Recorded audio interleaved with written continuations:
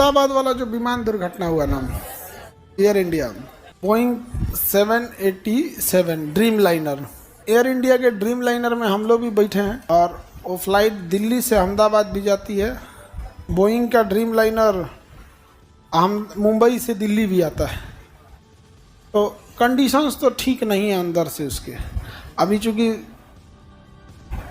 ये क्या नाम है, अभी इसका कोई रिपोर्ट ब्लैक बॉक्स का आया नहीं है। जैसे ब्लैक बॉक्स का रिपोर्ट आ जाएगा एकदम डिटेल से बताएंगे आप लोग को। जैसे नेपाल में दुर्घटना हुई थी ना, कंडीशन लीवरवा खींच दी थी, नहीं समझे, फ्लैप खींचने के तो कंडीशन लीवर खींच दी, फ्यूल सप्लाई कट गया था। वैसे इसमें क्या हुआ क्या नहीं हुआ तो एक बार देखना पड़ेगा। तो जब रिपोर्ट आ जाएगी तो हम आपको डिटेल से जानकारी बता देंगे। अभी तो बस ये है कि टेक ऑफ करने के टाइम पे वो V2 तक पहुंच ही नहीं पाया और विमान दुर्घटना हो गया। जब वो दौड़ता है ना जहाज रनवे पे, तो जब वो प्रॉपर स्पीड गेन कर लेता है और रनवे आधा से ज़्यादा ख़त्म हो जाती है तो को पायलट बोलता है कैप्टन से कि V1 क्या अब ब्रेक नहीं लगा सकते हो, क्योंकि ब्रेक लगाओगी ना तो 80% रनवे ख़त्म हो चुका है, थूर लोगे आगे जाकर, अब एनी हाउ उड़ जाना है। V1 लेके उड़ जाता है। फिर एक सर्टेन हाइट तक 2000 फीट तक पहुंच जाता है। तो 2000 फीट एक सेफ हाइट माना जाता है कि वहाँ पायलट कुछ डिसीजन लेने के लिए है, कुछ गड़बड़ी आती है तो हो जाता है। V2 वहाँ उसके आगे 2000, ये 600 फीट पे पहुँचा था और 600 फीट पे इंस्टॉल कर गया है। विमान इंस्टॉल किया है। अब इंस्टॉल करने का कारण इंजन फेलियर है या एंगल ऑफ अटैक है, ये दो कारण होते हैं मेन।